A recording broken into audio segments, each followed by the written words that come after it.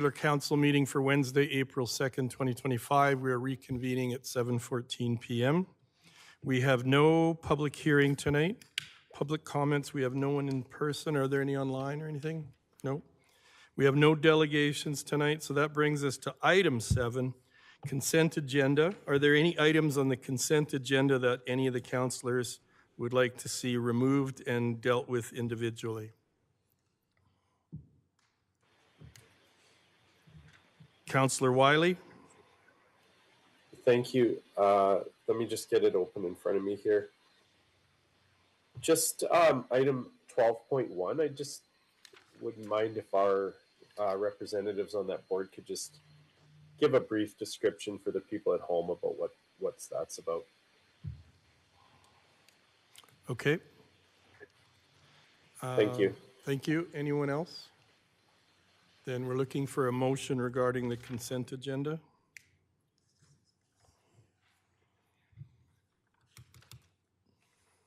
Hello.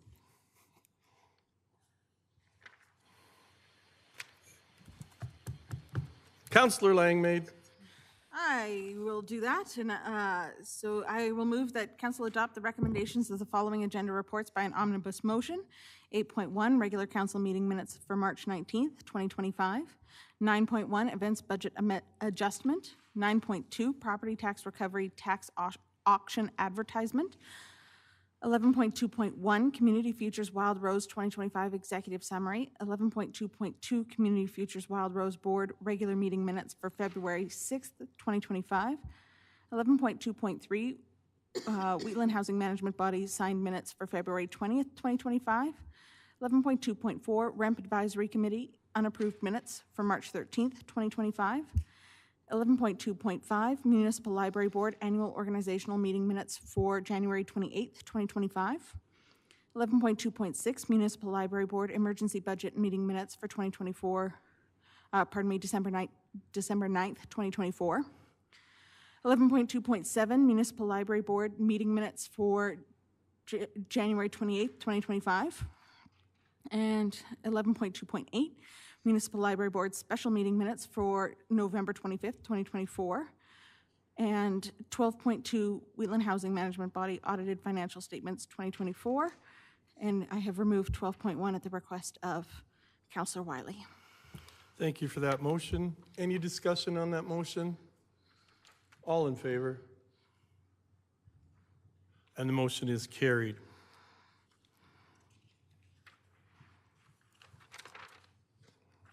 So we move now to item 9.3, correct, under business? Is that the next one that we deal with?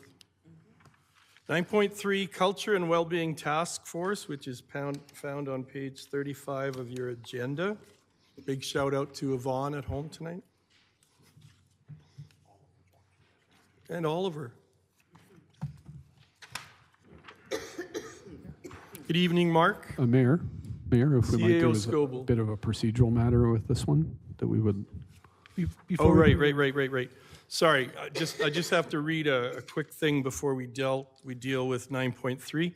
During the March 12th special council meeting, council passed resolution number 061.03.25.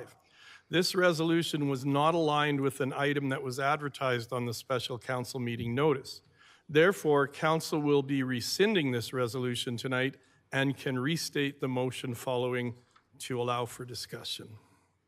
So, Councillor Langmaid.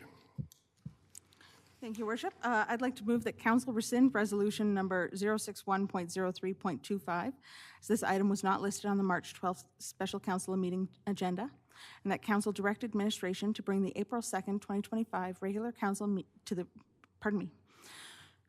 April 2nd, 2025 regular council meeting a revised terms of reference for the Community Wellness Task Force with a focus on the planning and advisory functions of the task force, and that council move to extend the term of the Community Wellness Task Force from May 2025 to September 10th, 2025. Thank you. You've all heard the motion. Is there discussion on that motion? Seeing and hearing none, I'll call the question. All in favor? Opposed? We have 2 opposed and 5 in favor. Mark, good evening and welcome. We look forward to hearing from you. Excuse me. Thank you, Your Worship and Council. I'm here today to speak to the revised terms of reference for the Culture and Wellbeing Task Force. As indicated in my report, this task force was developed in conjunction with the, I'm just trying to find it here and I can't find it in front of me, the Settlement Integration Language Projects Grant, or SILP. This task force term was originally scheduled to expire at the end of the grant, which was at the end of May of 2025. But as per Council's motion request, revised terms of references were adopted and attached as per my report. So if there's any questions of Council, I'll be free to do my best to try to answer them. Questions for Mark? Councillor Montgomery? Thank you. So one of the primary functions that I'm aware of for the Culture and Wellbeing Task Force is to put on cultural events that are, I believe, intended to, well, actually, maybe you could just tell me what they're intended to do, please. I'm sorry, Councillor, through the chair, I don't have the old terms of reference in front of me here. I can only speak to what's in front of me at this time, but if you want, I can come back and look at those things. Like, does the new terms of reference, doesn't it also propose to hold cultural events? Sorry, Councillor Montgomery, the old one or the new one here? The new one? The new one speaks to coordinating and identifying opportunities for stakeholder and community engagement. That speaks about to provide community input on matters related to provision of culture and wellness initiatives in Strathmore. Some of the elements here are listed as in the mandate. That includes wellness and cultural activities, as well as public art projects, or as well as to help review town facilities, infrastructure programs, and physical services, where that can be identified as barriers to individuals with disabilities. Thank you. And so you like, are you familiar at all with the previous work of the task force? I have some knowledge of the of that previous task force. Yes. Like specifically, like I'm talking about like it was the task force that was putting on like the various kind of food events. Is that right, or is that a different group? Through the chair, that was one element that the task force was involved in. Yes, that's correct. Okay. Like, I guess,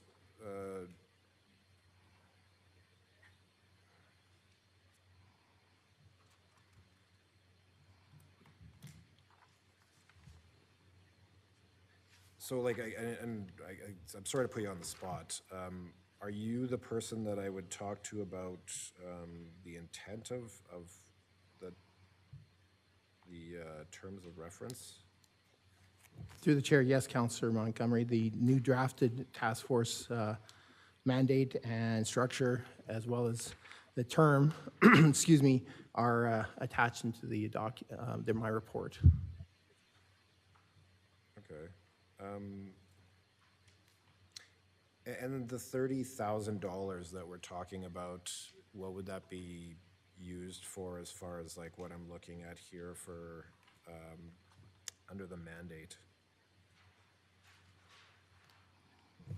Through the chair, I can't speak specifically. It would be the mandated of the task force to direct those funds to support the three bullets as indicated in the terms of reference. That could go towards public art, it could go towards identifying barriers, it could go towards wellness or cultural initiatives.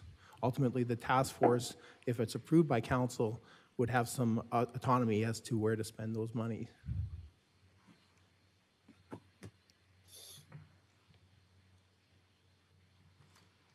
Okay, I'll pause for a second and let somebody else ask questions. Thank you. Councillor Langmaid. Thank you, Your Worship. I think I might be able to help provide some context to Councillor Montgomery and his questions as the council member that was appointed, and I am assuming is still appointed to the Culture and Wellbeing Task Force. I think that's how that works. I would continue, but either way. So the Culture and Wellbeing Task Force was initially created and brought forward to initiate and implement the SILP grant that was discussed. And I'll share with you a description of the project that we put forward that was awarded that grant. So the Strathmore Welcoming Initiative aims to support employers, organizations, and community members in welcoming, settling, and retaining newcomers in the Strathmore region. The implementation of this initiative includes the facilitation of a community-driven initiative to build community capacity that will enable them to welcome, integrate, and retain newcomers. To achieve these goals, the town of Strathmore will develop a sustainable newcomer resource hub, specialized diversity and inclusion training, resources to aid integration, community connection programming, cultural events, and a community awareness campaign. The project will build sustainable capacity to welcome and settle newcomers through a community-led process. So that's a fairly good summary of the work that the task force was completing. A lot of the public-facing work that you saw was a lot of cultural events and programming. But behind the scenes, there was a lot of work going on with connecting different resource groups in town, building connections with different cultural groups, and identifying their needs and barriers when they're arriving to the community in ways that we could address those. As we know, the SILP grant was not reapplied for this year. So the task force going forward can consider a broader mandate than what we received specifically the SILP grant programming funding for. I don't know, and we haven't had a chance to discuss as a task force what that might look like and what priorities the task force might bring forward. That's something that I'm hoping at the next, should this move forward, that the task force will be able to discuss at our next meeting to identify what priorities we want to bring forward, and I'd love to bring that report back to the council to discuss what we've decided to prioritize and where we think our needs are best fit within the community. I hope that helps provide some context on the work that we've been doing and the work that we're excited to continue to do and ways that we might even be able to branch out. Thanks, Councillor Langmaid. Councillor Wiley. Two quick questions for the people at home. One is, what's the cost of us bringing back the cultural task force? Excuse me, through the chair, Councillor Wiley. The motion as presented here in the report does speak about some additional costs to support cultural and well-being events and initiatives. So if you subtract that from that part of the motion, there's very few dollars associated with actually operating this task force. But if council wishes to change that allocation, that funding amount, that's obviously it's their privy.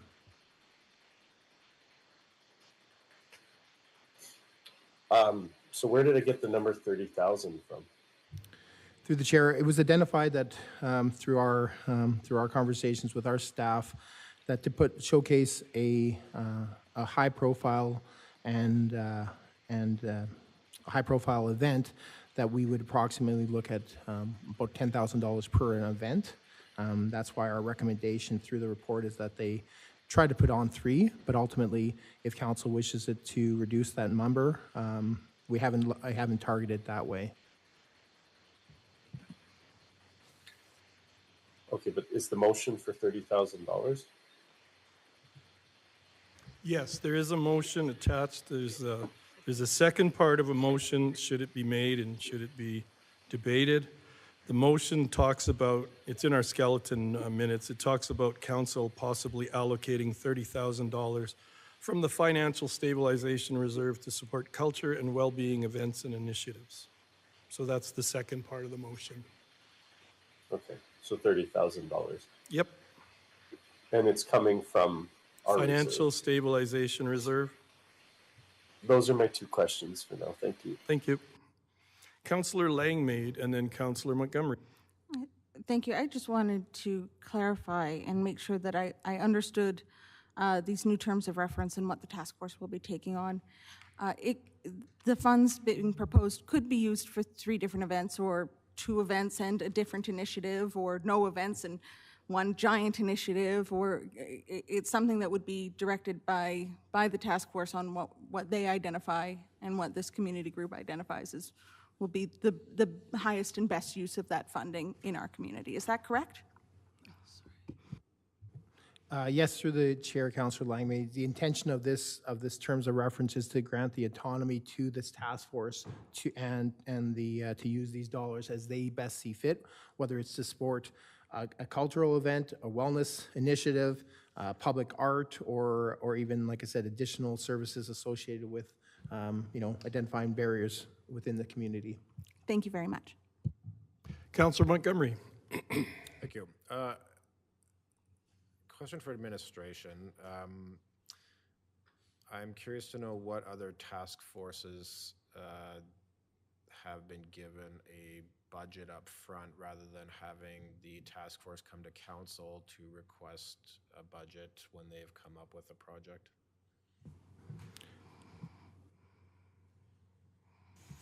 I'm not sure. I'd have to look that up. I'm not aware of any off the top of my head. I don't, if any of the other SLT has any information.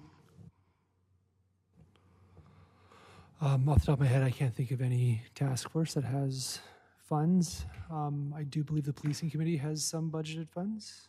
The policing committee? Or Through the chair, not yet. There is no dedicated funds associated with the policing committee. The last task force that I can recall was a recreation one associated with the development of the recreation master plan to put on some initiatives associated with gathering data for that. But that's the last one I can recall. Carry on. In response, Your Wait, Worship. I think Councillor Montgomery. Well, I was to answer his question. The seniors task force also had a year-over-year budget. Okay. How much was that? Yep. I mean, like, was it $3, $6, $10? Your Worship, if I might take the opportunity to help You answer. can answer if you can answer this, Councillor Langmaid. It's not exactly the same, but two similar committees that we have in place that receive a budget and then make recommendations on how to administer that budget are the FCSS Advisory Committee and the SIP Advisory Committee. What was the last one? The Community Improvement Program, the SIP Advisory Committee. Oh, okay.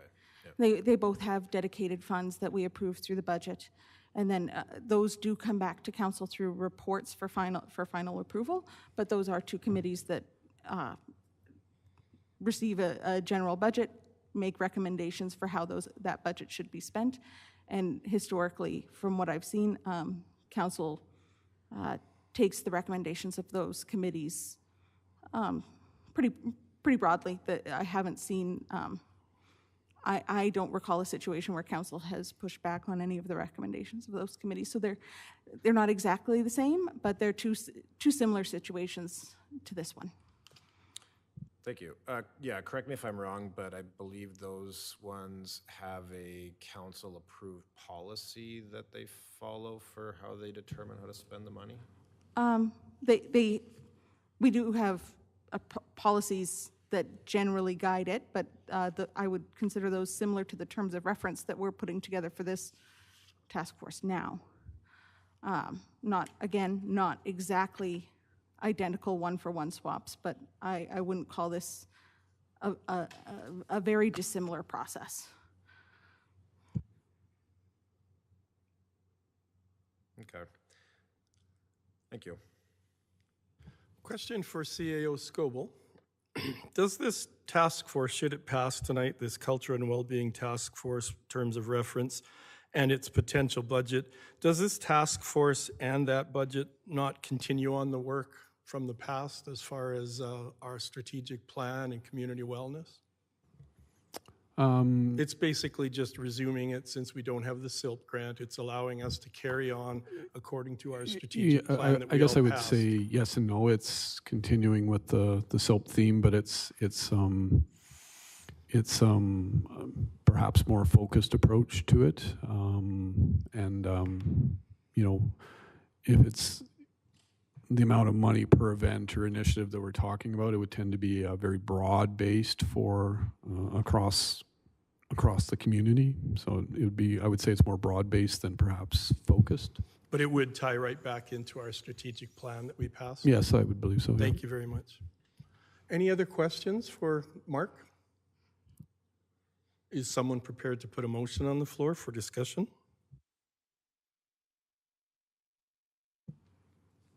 Councillor Langmaid. Thank you, Your Worship. I'd like to move that Council adopt the Culture and Wellbeing Task Force Terms of Reference as presented in Attachment 1, and that Council allocate $30,000 from the Financial Stabilization Reserve to support culture and wellbeing events and initiatives. Thank you. And now that we have that motion on the floor, is there discussion on the motion?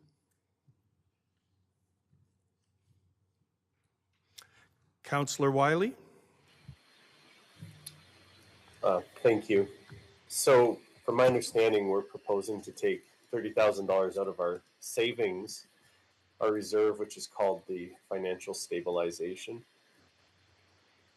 I do not favor that. I think the financial stabilization is to help stabilize finances, not to spend things like money like on this. Culture is supposed to be from the ground up, not the top down. It shouldn't be coming from government or from some task force telling people their culture. I would just prefer to stop spending money. The one that we had, the itineration that we had of this cultural task force was incredibly unpopular. Most of the activities had very few people coming. Of the few that were coming, some were councillors themselves, others were directly or even indirectly involved in putting on the event. And I can't imagine spending another $30,000 on something that people just aren't interested in. So I will not be supporting this, or I can't imagine I'll be supporting this. Thank you. Councillor Montgomery. Thank you. Yeah, I guess if I look at the past kind of activities of the task force, first of all, like, you know, I'll recognize that the people on the task force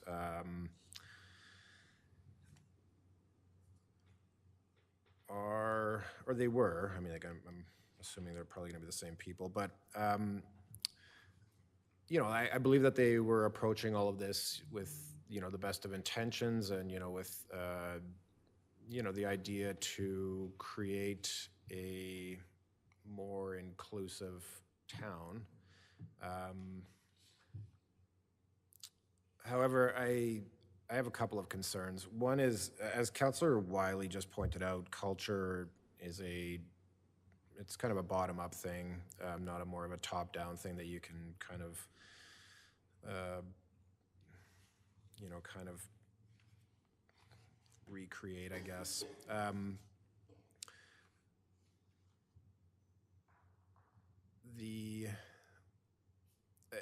Well, I'll guess I'll kind of point out as well that it's not really the place of the local government to engage in these types of activities. The people in this town, the residents in this town are very welcoming. They are open to welcoming people from all different backgrounds and experiences and different places. I'll use the word culture, but I don't know that culture is even kind of a good descriptor of what we're talking about here necessarily. It's, you know, and so I guess I'll kind of go back to, you know, some of the activities that the task force was conducting. You know, the ones that stick out to me, and I believe Councillor Peterson mentioned last meeting, or at the meeting this was discussed previously, that she attended 17 of these. Is that off? I'm pretty sure you said 17, but in any case, as Councillor Wiley pointed out, these were unfortunately like experienced low attendance generally, and the people that were attending were kind of the same 10 people or members of council as was mentioned. And that's not to say that there's anything wrong with those events. You know, I personally think it's great that there's people in the community who come from different places and they want to share that. You know, like I think that that's fantastic. I absolutely support their right to do that. But it's not the place. It's not the place of the government to be putting on those types of events or using tax dollars to put on those events. And even if the intent is to be inclusive, the problem with events like this in the name of inclusivity is actually that they become quite exclusive. And what I mean by that is that we're picking and choosing, or the task force would be picking and choosing the cultures or the groups that they want to highlight or focus on, and that would obviously be at the expense or at the risk of excluding other groups or other individuals or cultures who are not being focused on or highlighted by this group. So that's one issue, I guess. It would be a lot more inclusive, and it would, you could even say that it would better fall under the purview of this government because we are already engaging in this. But to be inclusive, we want to, if Strathmore was an inclusive community, we would signal to everybody that, all are welcome.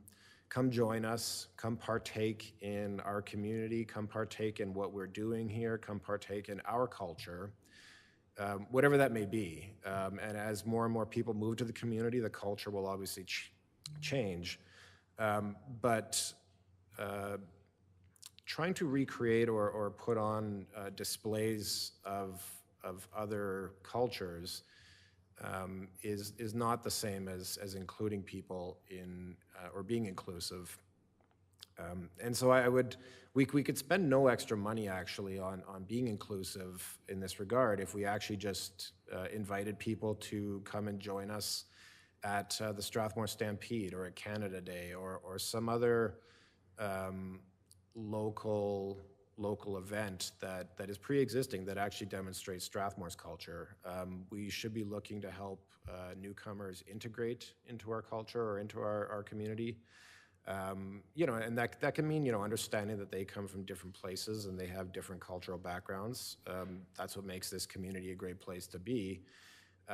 But using tax dollars to focus on certain cultures and to try to imitate or recreate or put on a performance that is meant to kind of honor that culture is not the best way to go about it. As I said, we end up excluding people, we end up excluding groups, and not to mention the fact that they're just not well attended and not a great use of public dollars. According to our procedure bylaw, you have 1 minute left. Thank you. If this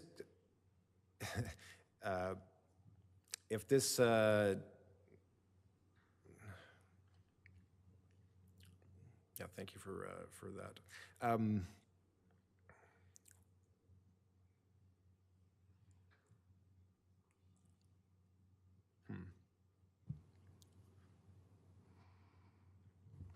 Yeah, I guess I'll just, I've already kind of stated this is not the best use of this money. I mean, like Councillor Wiley and I, we fought quite hard to try to reduce our tax increase, our proposed tax increase, which is going to be quite a bit higher, thanks to the province's increased education requisition. And we were told, routinely that, no, it's not a good idea to try to, reduce the amount we're putting into reserves. And your 5 minutes is up. Thank you. And council, they said, no, we want to put this into... You need to stop now. You need to wrap up. It's according to our procedural bylaw. You've spoken for over 5 minutes. Oh, okay. It's in our bylaw. But I get 2 times to speak, right? So if somebody else were to jump in and speak, then I could speak after them, right? I imagine you do. Before I go to Councillor Langley, one of the comments, it talked about ground level and it shouldn't be top down. I think a multicultural task force like this, as far as, approving their terms of reference, that task force is actually ground level. It's made up of our residents from various cultures, and they also pay tax dollars to our town. So I think that's quite a good example of ground level. The other thing, as far as us choosing and not choosing to fund some people, I believe council does that every year when we do our funding meetings. We select groups to fund and we select groups that don't get funding, so we already do that. So that would be my point on that. And I think with de Havilland coming and the massive expansion that's coming to Strathmore, Strathmore is going to be a very multicultural community. It already is, but it's going to even increase. I just did some reading before our council meeting, and the population of Strathmore was 14,339 in 2021. 990 of those people were First Nations, Métis, and Inuit, or 6.9%. We also have a large Filipino community. This is just going to continue to grow, and I think anything we can do to help people be recognized and feel welcomed, and if it's a spending of $30,000, we've spent other large amounts of money for things that don't necessarily impact people as greatly as this can do. Councillor Langmaid. Thank you, Worship. I've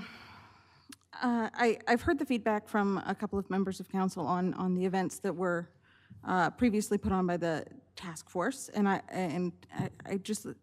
understand that a lot of the public-facing work that the task force was doing was around events. I just want to reiterate what other work was being done in the background through the grant that we were provided, and that included developing a sustainable newcomer resource hub, specialized diversity and inclusion training, resources to aid integration, community connection program, cultural events, and a community awareness campaign.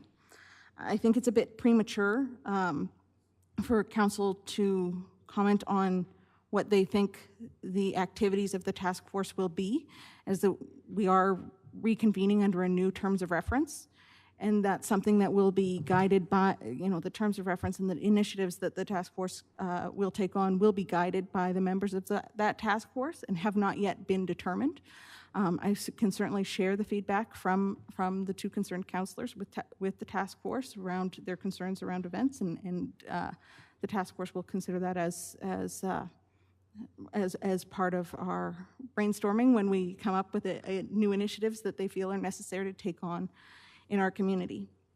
When we're discussing that culture is ground up, I completely agree, and I think that's why it's so important that we have a task force like the Culture and Wellness Task Force, made up of community members and community leaders to help guide our organization and our town in how we implement these types of programs.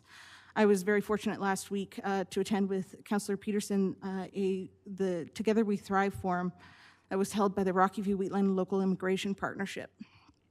And during that event, I was able and had the privilege of hearing the lived experience of a diverse group of local residents, people who actually live in and around our community, and how much they value projects like this and the value that they bring to the community and what that did to build the community for them.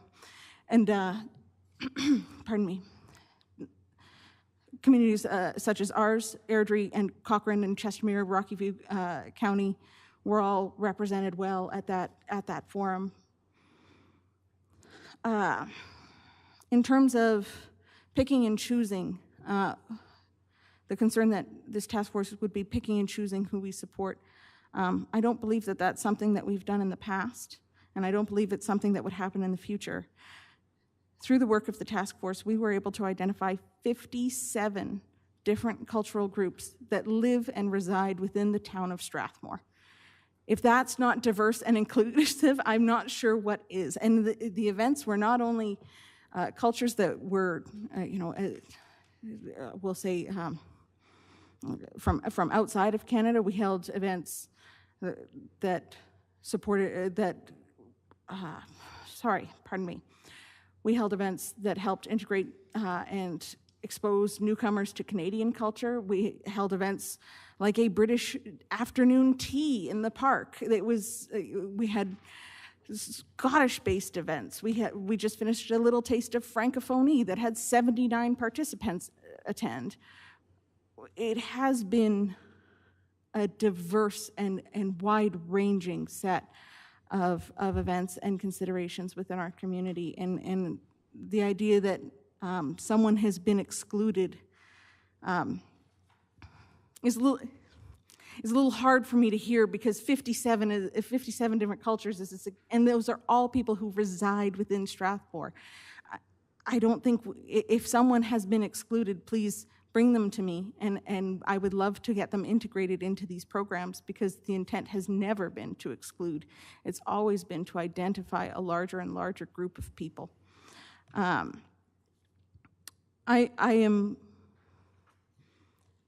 am hopeful that this, it's my understanding that we've actually already approved the extension of the Culture and Wellness Task Force through the motion that was, the resolution that was approved at the beginning of this section of 9.3. So I am hopeful that some funding will come from council to support that work. But I am looking forward to continuing that work all the way through till September 10th, with or without a budget, because it's important feedback that we hear from the community. And just to close out, council has just recently received a report on recreation and culture in Strathmore, and this task force could have, given that we are no longer bound by the terms of the SILP grant that we were awarded, that's something that we can consider in our planning as well, of how we can integrate the findings of that report into the initiatives that the task force chooses to take on. Thank you. Councilor Montgomery. Oh, sorry. Councilor Wiley, and then Councilor Montgomery. Thanks. I just know as a taxpayer, I'm never very reassured when government says something like, you know, sorry it didn't work out the first time, but give me another $30,000, and you know, we've learned our lessons and we'll try and do better with it next time. That isn't reassuring. Thank you. Councilor Montgomery. Thank you. So just a quick question, Councillor Langmaid, if you don't mind. You referenced that there was 57 cultural groups. How many individuals does it take to qualify as a cultural group? That's not something that was defined. I don't have an answer to that question. Well, what I'm driving at is if there was one person from a different country, would you be, is that included in your cultural group count? I can't really comment. I don't have a breakdown of the number of people in each cultural group. However, from my personal point of view on this, one person from a cultural group makes a cultural group and deserves representation, unless you would like me to exclude them based on the fact that they don't have enough representation, which I think would be counterproductive to the idea of being inclusive and would be rather exclusive, as you've brought up as a concern. Yeah, well, and actually, you've kind of proven my point, actually. Well, so I'll touch on your point about the fact that it's not top down. As soon as you get a government group involved, you know, where they're implementing things, it's top down. Grassroots, for what we're talking about here, would be where, well, you know, I'll give you an example. The Filipino Society or the Filipino Association that's in Strathmore, you know, they're a good, strong group. You know, they put on events. They've never, you know, we haven't, you know, had to, you know, call them up and say, hey, you guys, you know what, put on an event. You know, it's time for you guys to put on an event, because that would be top down. Grassroots, you know, they decided they wanted to have an event. They put on an event. But I'll repeat it, I guess. You've kind of proven my point that that this isn't really necessary, because you've pointed out that there are at least 57 different cultures in this town that I'm pretty sure probably pre-existed the Culture and Wellbeing Task Force that was in existence before tonight. So somehow our community got to a population of 15,000 people from all walks of life and from all places all over the world without having a Culture and Wellbeing Task Force in place. And somehow all of us, or at least, you know, I'm going to say the vast majority, have managed to integrate into the local culture and feel welcome here and a part of things, regardless of the color of their skin or their religion or their cultural background, their ethnicity, their nationality, because that's what Strathmore is. Strathmore is welcoming to all people in the absence of government mandate. And if anything, you know, this, as I mentioned, this is exclusive. It's not, you know, welcoming. You know, if we said, hey, if you're new to Strathmore, come down to the Strathmore Stampede and we're going to give you a free Strathmore hat, that would be inclusive. You know, that's everybody, every newcomer can come and do that. It doesn't matter if you're, well, anyways, it doesn't matter your circumstances. I'll point out that asking someone to represent their culture, particularly early in their time here, may place an unintentional burden on them, which I know isn't the intent of the task force. Not everybody is ready or willing to be invited down, to be integrated into the task force, or to be a cultural ambassador. And even when they are, their personal experience may represent only a small part of their country's full diversity. So, to use myself as an example, and I'll invite the listeners at home to conduct the same thought experiment.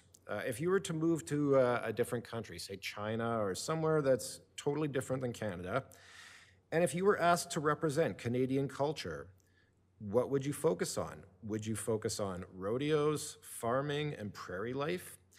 That's my personal lived experience here in Strathmore, but it doesn't speak to life in Vancouver or the Maritimes or many other parts of our country. Culture is deeply personal and complex. It's difficult, sometimes even unfair, to ask somebody to speak for an entire nation. There's also the challenge of who gets included and who doesn't. By highlighting certain cultural groups through public events, we risk unintentionally overlooking others. That can lead to feelings of exclusion, the very opposite of what we're trying to achieve. Instead, I'm now proposing that we take a different approach, one that centers on integration rather than exhibition. Rather than inviting newcomers to showcase where they're from, we invite them to experience where they've arrived. You have 1 minute. Thank you. We already have community events that are rich in local identity, like our Canada Day festivities and Heritage Days during the rodeo season. These celebrations are great opportunities for new residents to participate, meet people, and begin building relationships that help them feel at home. By leading with hospitality rather than expectation, we can create a stronger, more welcoming community, one where people are invited not just to display who they were before they arrived, but to participate in who we are together. Thank you. Thank you. One comment about one of the statements you made. You said that the various groups must feel very welcome and safe here. But I don't think we've ever, I don't know if we've surveyed the various groups and the individuals to see just how they really feel about living in Strathmore. I think we can make assumptions, but unless we have some proof, a survey would be nice. Councillor Peterson? Thank you, Worship. I just I want to respond to Councillor Wiley's comment about repeating something that did not work out. That is his opinion, to which you know, I'm respectful, but I disagree vehemently, because so much of what we did and what we have done prior to this task force has worked out. It's worked out extremely well. I have lived experience in working with the Siksika Nation. I have heard over a period of 30 years how people from the Siksika Nation did not feel welcome here.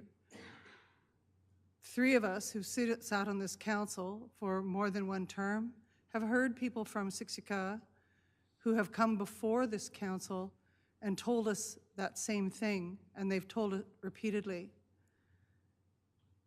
Persons in this community, including our Family Community Support Services, have heard from members of our community who don't fit the mainstream that they have not felt welcomed. The other part of that is that when Councillor Langmaid and I were privileged to attend the conference that we were at, the Together We Thrive in Cochrane, one of the most beautiful things that happened there, and representative of Strathmore, was the head of the Filipino Association sitting on a panel speaking to how much she appreciated the SILP grant and the work that was done for our significant Filipino community, and how from that work she was so excited to work with other communities, with these 57 other distinct communities, to start a newcomers center. She didn't say, I'm coming to the town of Strathmore for money to start it. She said, we have now got the information and the capacity from the work that has been done to be able to do this. And we think that with some small amount of grant funding, we will be able to accomplish this through these community groups together. And so it is something that resulted from that. And as far as being a group up, a grassroots movement as opposed to a top-down movement, that this task force is a grassroots movement.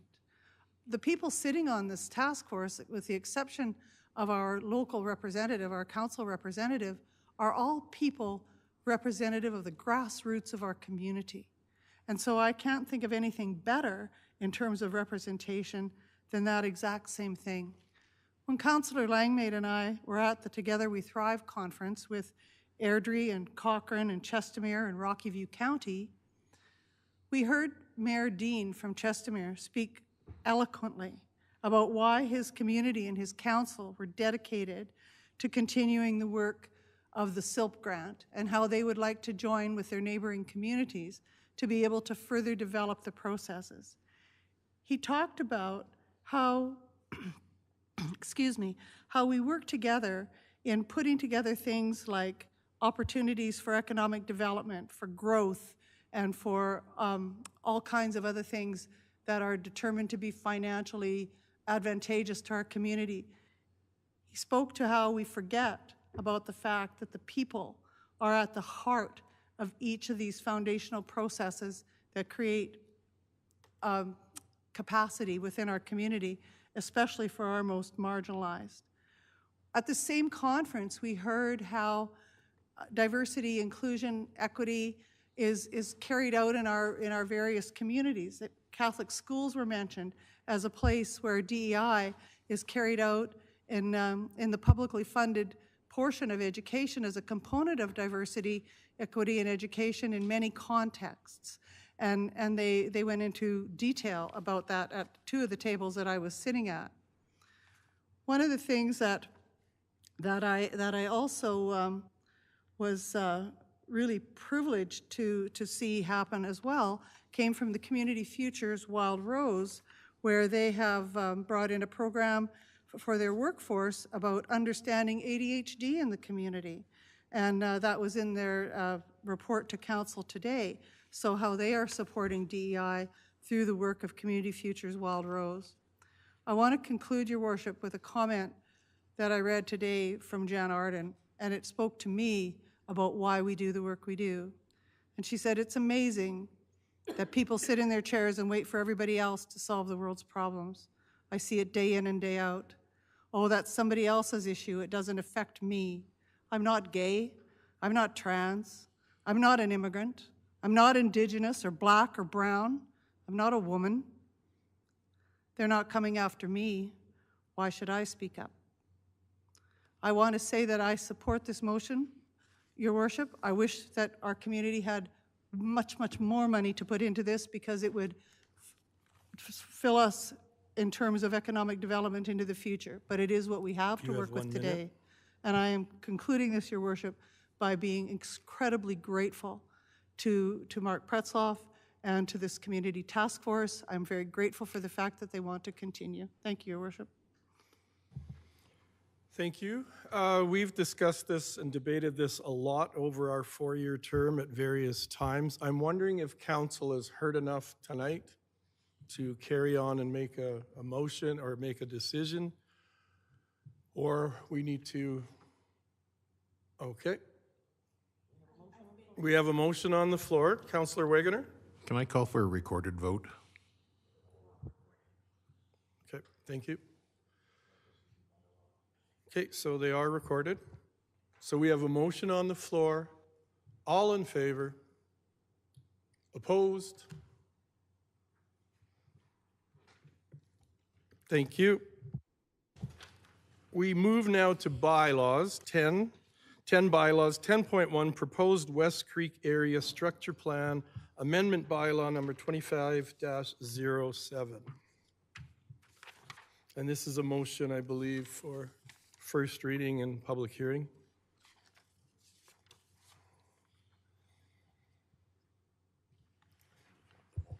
Is Kate speaking to this tonight?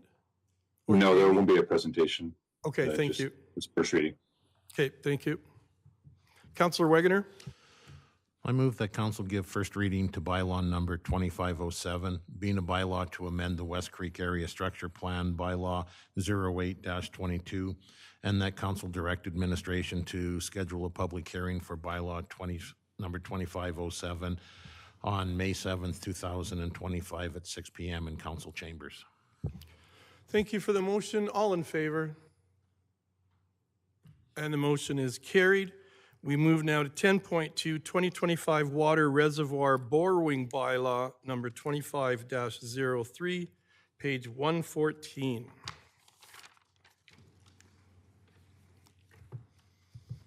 Good evening, Riley. We look forward to hearing from you. Good evening, Your Worship and members of Council. Thank you for accommodating me presenting virtually this evening. The 2025 Water Reservoir Borrowing Bylaw is an administrative requirement to ensure that we're complying with the Municipal Government Act. Council held first reading of this bylaw at the January 22nd regular council meeting, and the bylaw was advertised in the February 26th, March 2nd, and March 9th editions of the Strathmore Times, and in our March utility billing pamphlets that went out to consumers. Administration did not receive any feedback, questions, or petitions from the public related to this bylaw. The bylaw authorizes administration to obtain a loan of $5.45 million at no higher than 5.5% annually on a 25-year term for the water reservoir borrowing. Based on current interest rates, the annual debt servicing cost would be approximately $372,000 to the town on this loan. That's all I really had to present. I'd be happy to answer any questions members of council may have. Otherwise, thank you for your time this evening. Thank you, Riley. Deputy Mayor Mitzner. I have a question. So when you decommission the Brentwood Reservoir, that land would be available for sale. So if we were able to sell that parcel of land, would that money go directly back to this loan, or the money would go to the new fund we're creating?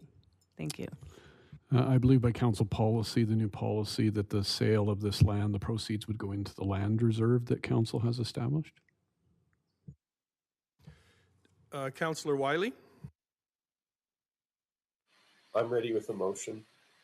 Thank you. Is everyone, sorry, I can't see there. Is everyone ready? Everyone's good. I move the council give second reading to bylaw 2503, being the water reservoir borrowing bylaw. And if I may speak on this. Yes, please do. I've said this before, I'll say this again. I'm just so very pleased with our administration moving on this, ensuring Strathmore's water reservoir is stable and predictable.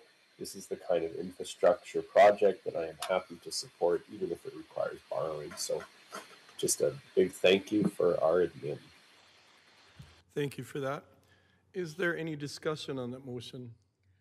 Councillor Peterson? Yes, Your Worship. I just want to say that I support the motion fully. Nothing is more important to a community than having a solid, dependable water resource. And I know that this is a huge amount of money.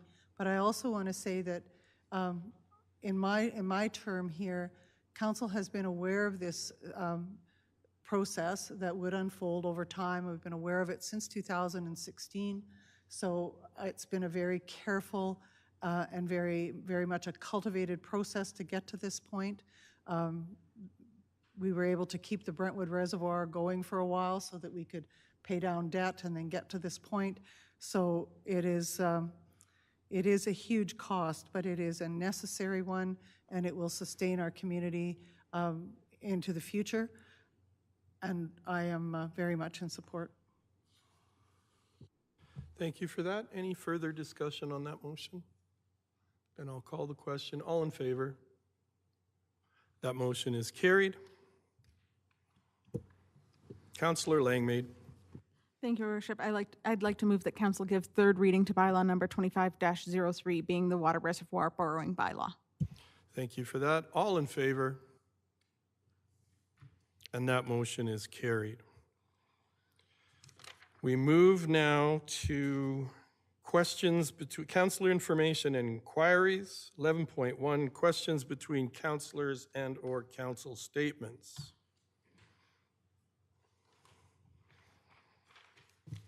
Councillor Montgomery? Thank you.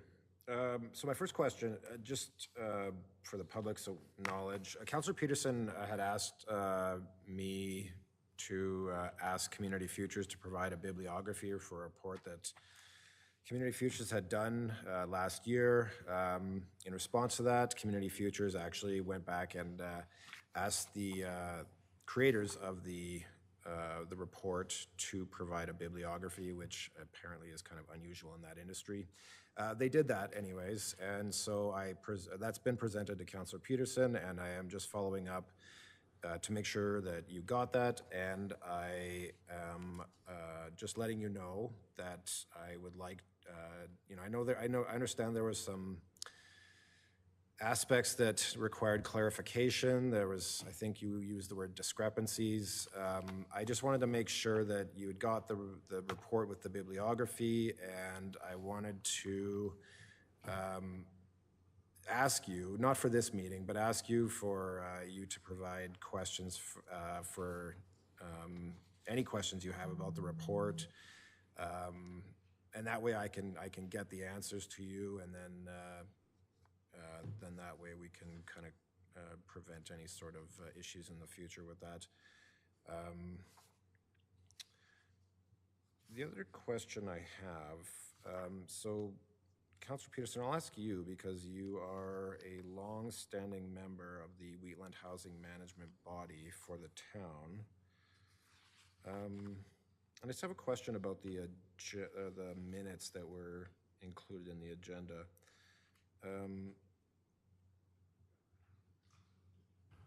I believe that was passed in the consent agenda tonight, wasn't it?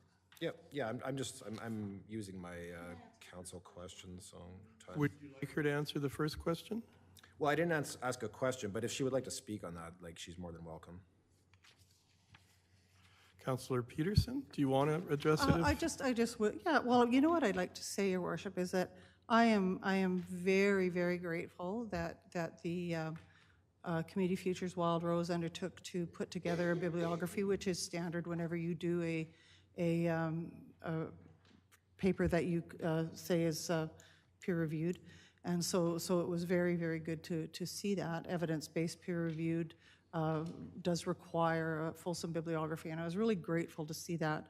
One of the things that, so I have not gone back and read the paper again. I would need to do that, and I simply haven't had time because I work and I've been very, very busy.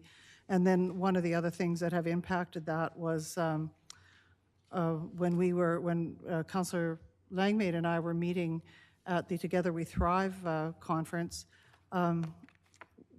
people on the panel and the CCI office had both talked to us about how the directives around rural renewal had shifted and changed a great deal. And so it's been many, many months since the original report was put out. So, I'm not sure, how I can answer Councillor Montgomery's query fully. I'm not sure when I will get to it, but nevertheless, I am very, very grateful that we have a report now for whatever use it has in terms of modern day that has this really, really what looks to be a really, really good bibliography. And for that, I'm very, very grateful to them and thankful to them for doing that. Thank you. Councillor Montgomery? I guess one question I do have right now is, there was a number of comments made about the report, and you were asked to, by the board of Community Futures, you were asked to retract those comments. Do you now retract them in light of the fact that you've been provided a bibliography? That seems kind of silly, Councillor Montgomery. How so? I'll let you figure that out. I think, you're a pretty smart guy. I think also that when I look back at it, I didn't see any motion in Wild Rose Community Futures asking for that retraction. I didn't see a motion on any of your books.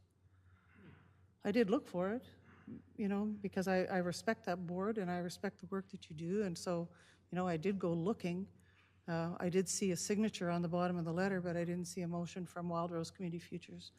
And I don't know why I would retract statements for something that your committee has since decided you needed to do, and something for which I'm very grateful that you did do. So maybe we could just move on from there. Oh, it wasn't something that was needed. There was no other actual, like, nobody else had a problem with the report. It was due to the fact that you said that there was discrepancies in the report and that there was other issues, like, and you mentioned that it was hard to assess the credibility of the report without a bibliography. That's correct. And that those comments caused a consternation. And I can assure you that that there was discussion by the board and agreement by the board to send that letter. Do you have a motion? I would have liked to have seen that. I didn't see it. I know I might have missed it, Councillor Montgomery, but I did not see direction from the board to send the letter. Yeah, speaking of motions, so my next question for you actually is with regards to, since you are a long-standing member of the Wheatland did you Housing- want to answer her question about, was it a past resolution at your board meeting to ask for that letter of apology? No, I'm on to my next thing here. Oh, so you don't want to answer her question as a follow-up to what you were asking her? Well, so I'll be bringing it back at a subsequent meeting where I'll be asking, like I said, I've asked her to just, to give it a second look, see if she still stands by the comment about there being discrepancies, see if she hasn't, she mentioned it requires clarification. So I'm just bringing it up so that it's, so that it's Well, I'm just clear bringing up that a that you're not bibliography was answering, provided. you're not and so- answering her question as to was it even a past resolution to ask for an apology? Thank you. What's the procedure in your board? Thank you. So no answer for my that? question for Councillor Peterson is with regards to the Wheatland Housing Management Body minutes here. What page? So I'm on page 127 of the agenda. Yes. So it mentions here that, so one of the members had requested to see the original Wheatland Housing Management Body motion that was made to add the hospice to the land title, because I believe that the town was approached to add the hospice to the land title for the land that we were planning on donating to Wheatland Housing. And the minutes here say that a motion was made by the Town of Strathmore Council and is not a motion of Wheatland Housing. So was there actual approval by Wheatland Housing to add the hospice to the title? So I think this is something that has been spoken to by our CAO many, many times at this table. And so one of the things that was referenced in that meeting was that this was in the purview of the town, and the town was working on it, and that it had not happened yet because it was still a work in progress, and there had been lots of fulsome meetings with the hospice and I think possibly membership from Wheatland Housing Building Committee, but I'm not certain, and our senior leadership team. So I think our CAO has been emphatic in this council chamber saying that this is an issue under the purview of the town. And so that was what was being communicated in that meeting. Yeah, there's no question that it's the town's land at this point, and that the town has the right to, I guess, give it to whoever we feel like. But it was mentioned, or it was noted at that meeting, that this request came with the support of the Wheatland Housing Management Body Board. And so I'm just wondering how that could be. How could there be support by the board if there is no motion from the board? Unless I'm misunderstanding I this. think you're misunderstanding. I think the misunderstanding, Your Worship, is coming from the fact that Wheatland Housing Management Body has membership on their board in a partnership mandate through the province. And Wheatland and Area Hospice Society is a voting member of our board. And so as per that, we are a single entity. As per the land transfer, that is in the purview of the town. Sorry, who's a single entity? Wheatland Housing Management Body. which includes Wheatland and Area Hospice Society as one of their voting members. Okay, but they're two separate entities, right? Yep, they are two separate entities, Okay. but we also act as one entity, of which they are a part under the Wheatland Housing Management Body. And so just to be clear, there is no actual motion made by Wheatland Housing Board to allow or even ask the town to include the hospice in. So without belaboring this, I will maybe let our CEO speak to it again. Yeah, well, it was done at the hospice level, it was done at Wheatland Housing level, but the whole idea of the land is at the town level. Well, so what I'm asking for from our representative from the Wheatland Housing Board is, was there an actual motion ever made by Wheatland Housing Board to approve the Hospice Society being added to the title? I think you're misunderstanding the whole issue, Councillor Montgomery. Okay.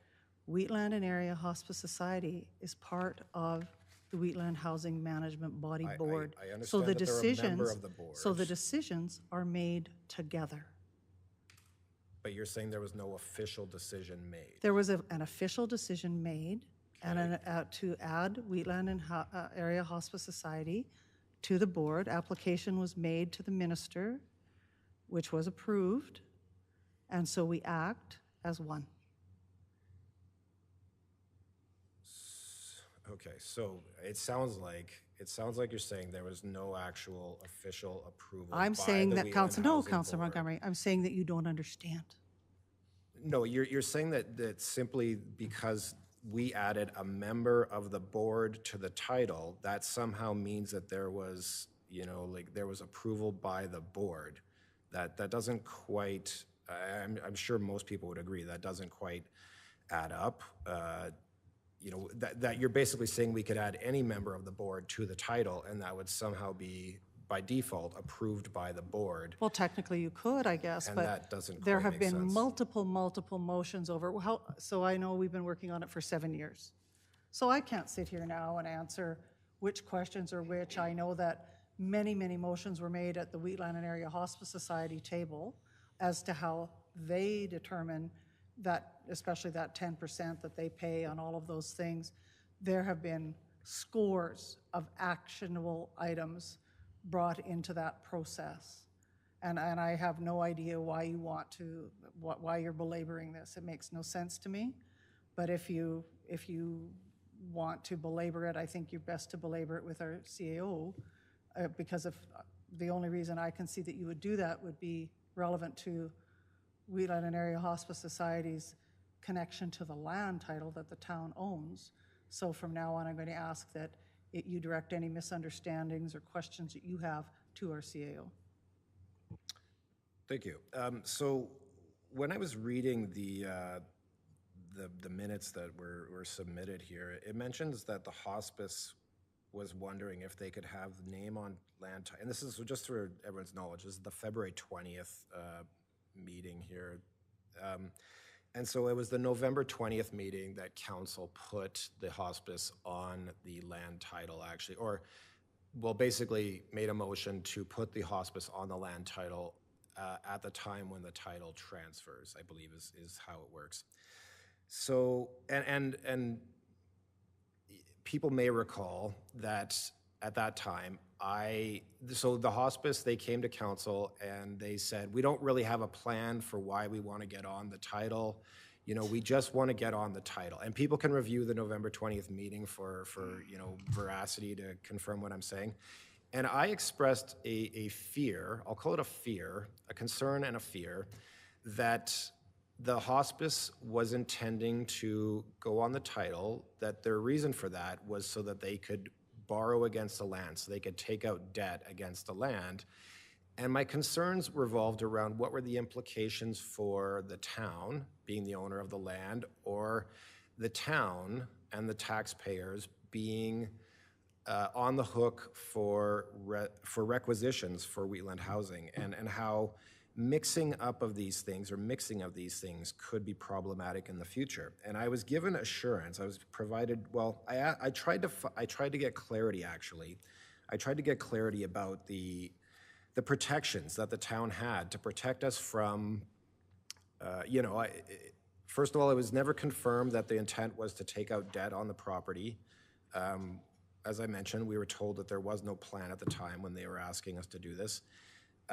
But to me, it only made sense that the only reason why they would want to do that was so that they could, borrow against the land. And now I see here in the minutes that it says hospice was wondering if they could have name on land title in order to borrow funds. And so this is 3 months later after I kind of raised that concern. So it seems like my concern was founded. And then it mentions here that the town of Strathmore said they would proceed to see if they can do this and is in process of figuring it out. And Mr. Scoble, I'll ask you if this is not too inappropriate of a time. It says CAO of Town of Strathmore was given permission to look into. Was that a motion the council had made to look into letting the hospice borrow money against the property? And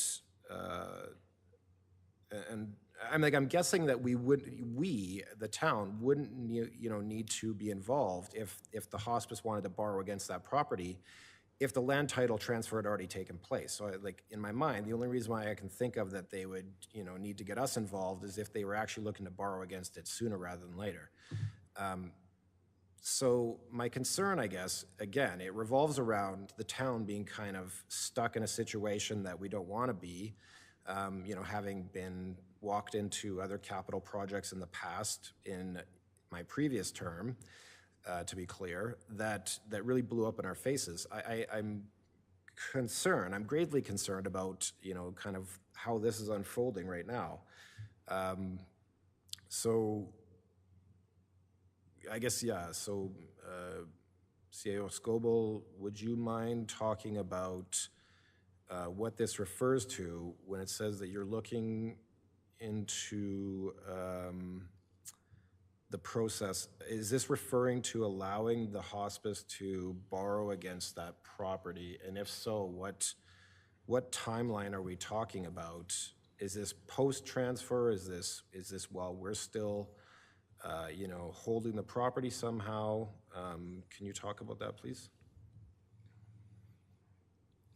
Well, I can talk about what I can talk about. I can't talk about the hospice or speak for the hospice. I was not in attendance at the meeting. No, just whatever this is referring to that you're looking into and whatnot. Yeah, well, like I said, I don't know. I would have to I haven't reviewed that document. So what I can say is that we are looking at a tri-party agreement with the hospice and the housing management body.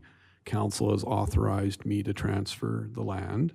I can't speak to the governance of the other bodies, but the agreement that's under development is going through discussion with both of those parties, and I assume when it's at a point that it's to their satisfaction, they would take it to their board for a resolution because, it's an agreement. There's risks to the parties in the agreement, so the agreement is being developed to mitigate those risks. And again, I can't speak for any of those other bodies. I am protecting the town's interest with mitigating the risks that we may face. It will be up to those two boards to decide if the risks that they face are mitigated in that agreement. If I could just add to that, Your Worship, and respond. So CAO Scoble has been really clear on what the town's role is in this.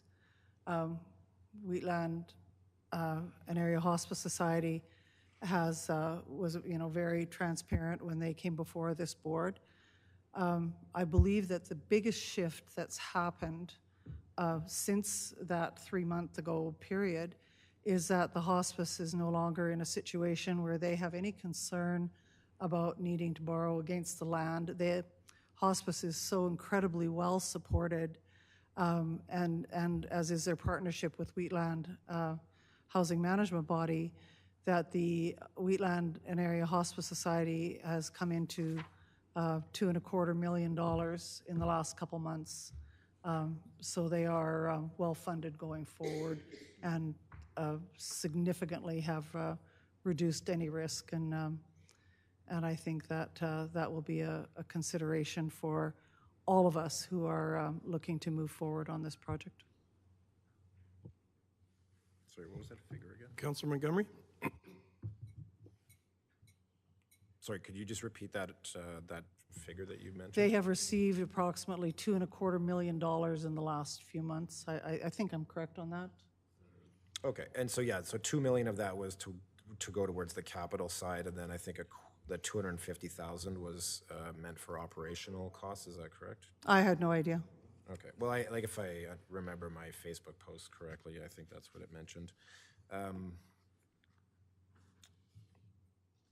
Okay, so so you're saying that what's in this agenda here under the, you're saying that what's in this February 20th meeting agenda here, this is not speaking about current? It was the February 20th agenda. But no, I mean but so this part where it says hospice was wondering if they could have name on land title in order to borrow funds, that didn't come up at the February 20th meeting. That's from November 20th or thereabouts? I'd have to look at them. Okay.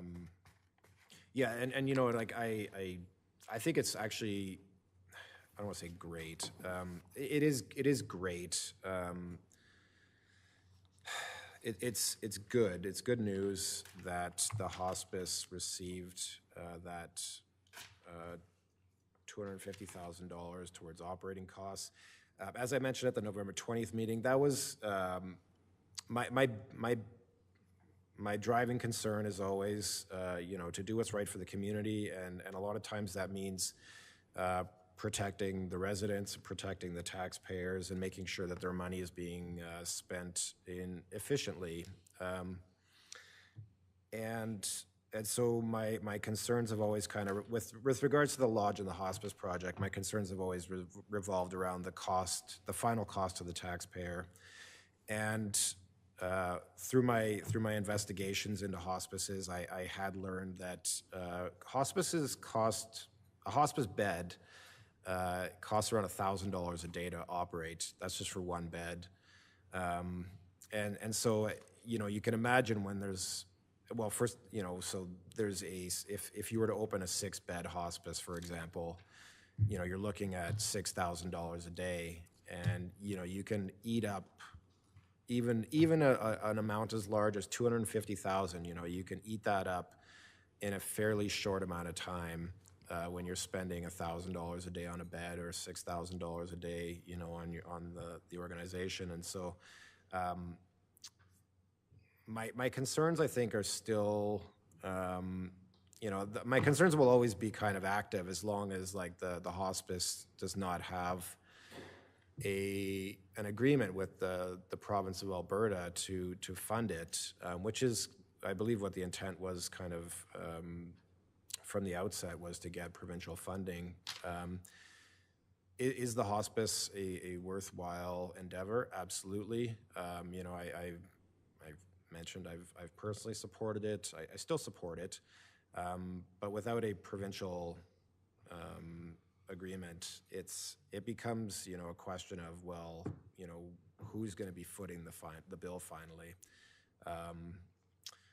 And so I guess I will look forward to more information about this, and thank you very much, Councillor Peterson, for answering my questions, and Mr. Scoble as well. Thank you very much. Are there any other questions between councillors or council statements? Councillor Wiley? I think we missed. Remember, I took I can't remember if it was 12.1 off the agenda. I'm just trying to find my skeleton meeting. It's still coming under item 12, correspondence. Oh. Okay, my apologies then. That's okay. Any other questions or statements? Then we move now to 11.3, question and answer period. Do any councillors have any questions for administration? 11.4, any administrative inquiries? And we have no notices of motion. So we move now to 12, correspondence. 12.1, Wheatland Housing Management Body requisition request, Town of Strathmore. Did you want to speak to this, Councillor Wiley? Yeah, I'd hope to just open the floor to the two members of the Wheatland Housing Management Body. My overall goal is to just help residents understand how the deficit works. And so, did you just want to generally let the people at home know how does it work when the housing management body accumulates a deficit at the end of the year? So with the equalized assessments and the requisition, so again, it's based on, it's all based on equalized assessments for 2024, so the past year. So we are actually requisitioning for deficits that happened in 2024. The process that they used for that, again, based on the equalized assessment, so I can throw some numbers out here, but with the in the county of Wheatland, their 2025 equalized assessment was 4,800 or 4 million and some dollars. The town of Strathmore was 2.5 million. Rockyford was 33,000.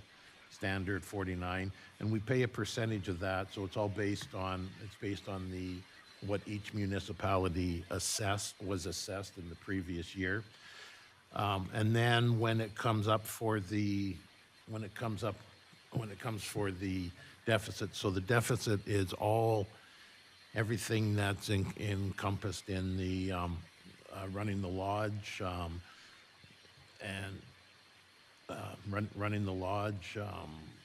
There's a whole bunch, like without getting too deep into it. I mean, the operating expenses are there, so the rent, municipal requisition, so it all works. We don't, from what I recall, we don't make, the rent doesn't cover everything. We're running a deficit there. This year, we also ran a deficit of, was it 250? Yeah. Of about 250 to 300,000. That was from the roof repair. That actually came from capital reserves. Oh, sorry, roof repair was 500,000. That came from capital reserves. So that is actually not even part of the deficit this year, but it's, the deficit goes to things such as new boilers, new pieces of equipment, like wages, salaries.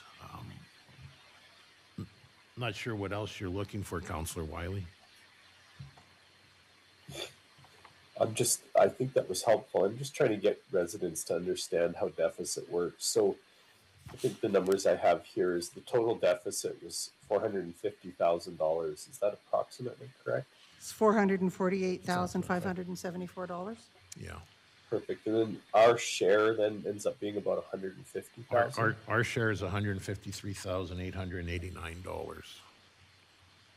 All right. And it's not like I'm trying to lead you anywhere here. It's just to help people understand.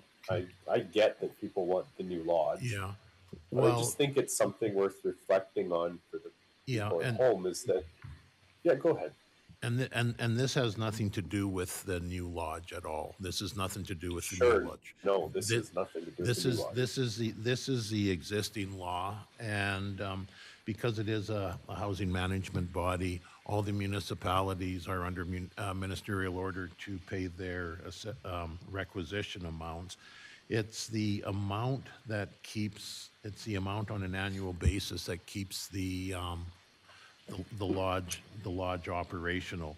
And because it is a deficit requisition, we cannot put money into a capital or into savings, I guess. We do have some capital reserve, but like any good municipality or good organization, you're going to want to have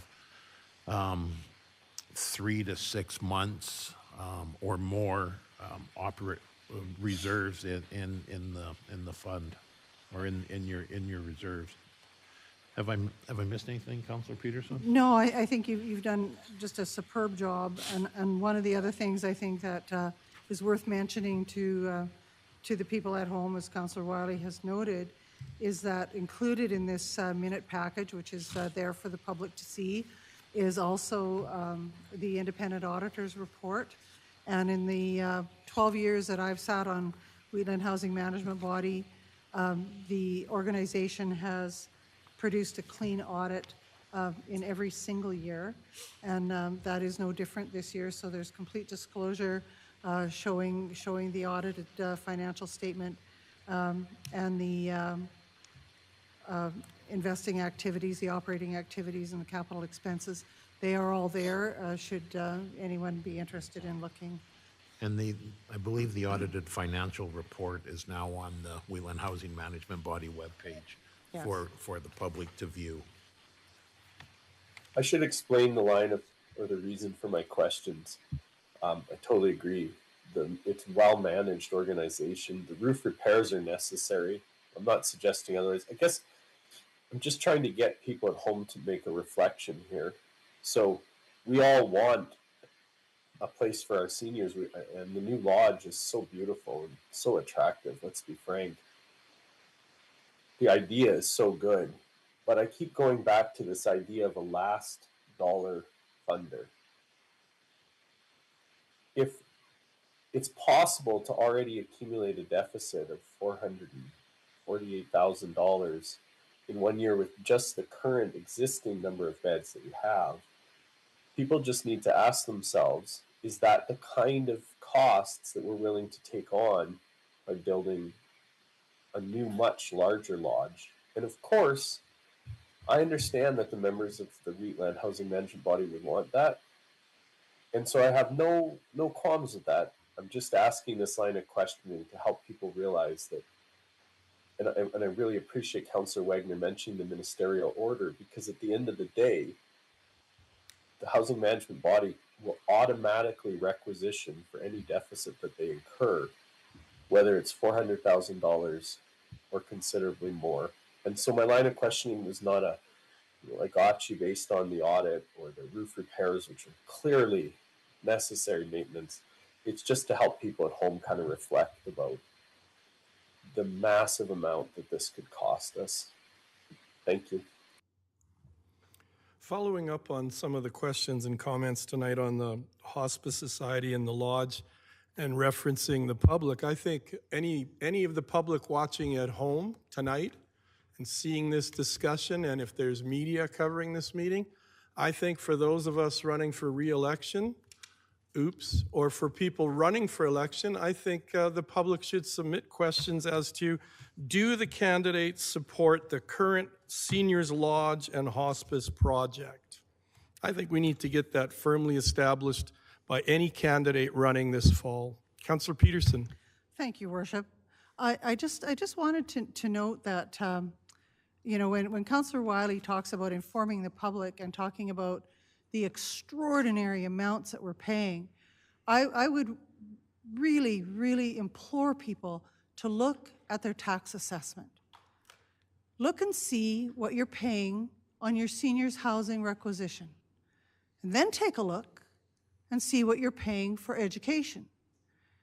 And I want to say that I am equally in favor of paying the exorbitant amount that I'm going to pay this year for education, even though I have no children in the school system other than those who teach.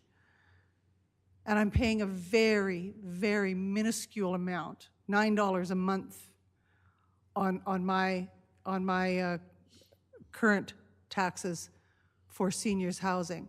So in answer to Councillor Wiley's excellent question, in anticipation of building this lodge, and as I said, I've sat at that table for 12 years, for 7 of them, the Wheatland and Area Hospice Society, as an adjunct, and the Wheatland Housing Management Body has sought information from our communities, from all of our resident communities and all of our partners.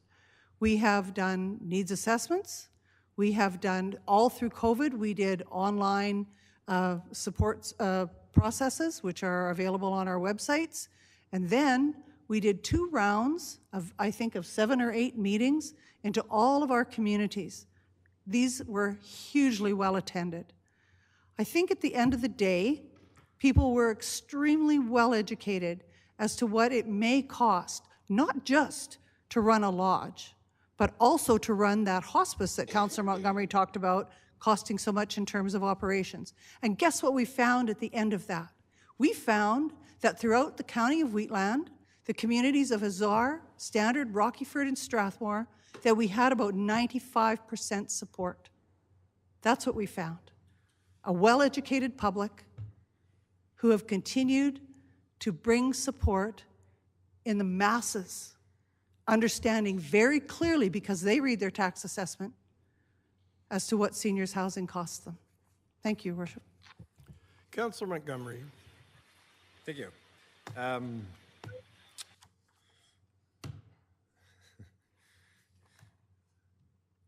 So I'll touch on the fact that I did a presentation on June 5th last year at the council meeting that was intended to inform not just the public, but inform council about the possible costs associated with the new lodge and hospice project if it were to move forward. I'll take Councillor Peterson's word for it that her bill on her house is $9 a month for seniors housing. As I demonstrated in my presentation, so at the time last year, the figure that was the amount we paid to Wheatland Housing last year for just the existing lodge was about $145,000, I believe, and what I was able to demonstrate was that if the new lodge and hospice were to be built, based on the figures provided by the hospice consultant, or no, sorry, the lodge consultant, so the consultant hired by Wheatland Housing, he produced a pro forma that had the information on it as far as what the operating costs and debt servicing and all that, and versus the revenues and stuff like that. And what I was able to demonstrate was that the amount we spend on I'll group seniors housing and hospice together because currently there's only seniors housing, but because those projects are married together, I'll tie them both together. And what we would spend on the seniors housing, including the hospice, would be about at least 10 times what we're spending now.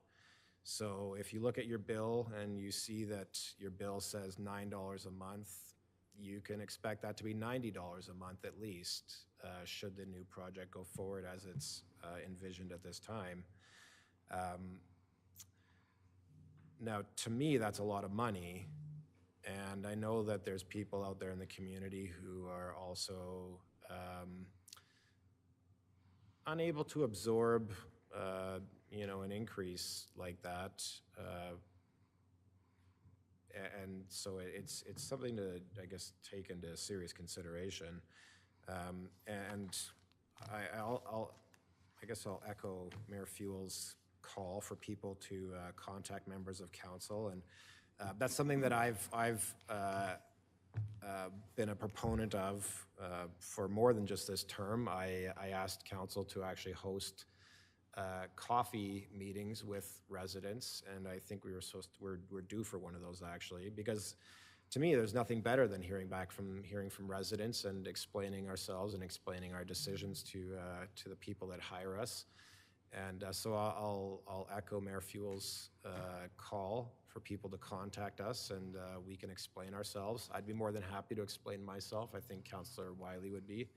And I'm sure other members of this council will be happy to explain themselves too. And you can ask us all the questions about the various figures that are involved, and I'm sure we can all answer those questions, and we'd be happy to provide that information. And thank you. Thank you. Councillor Langmaid. Thank you, Your Worship. I was just wondering, since we seem to have moved on from the topic of of this year's requisition request by the Wheatland Housing Management Body, and we've moved on to opening up debate on a topic that's already been debated and decided by council. I was wondering if we might be able to move on from this topic and continue on with this evening's agenda. Yeah, I agree. I think we did drift off there. So, Councillor Wiley, more questions about the Wheatland Housing Management Body requisition letter or request? You're up. Yeah, thank you, Mayor. I just want to say I'm well aware of how unpopular it is when I ask questions about money, when I ask questions in this council about money. I'm certainly able to read the unpopularity and the anger on Facebook posts. Nevertheless, I will always continue to seek answers about taxpayers' money, no matter how unpopular it makes me, or matter how unpopular or unlikely it makes me to be reelected. I didn't come here to be elected again. I came here to make the best choices I could and ask the hardest questions I could on my 4 years on term. Thank you. Thank you. So that brings us to adjournment. So I will adjourn the meeting at 8:50 p.m.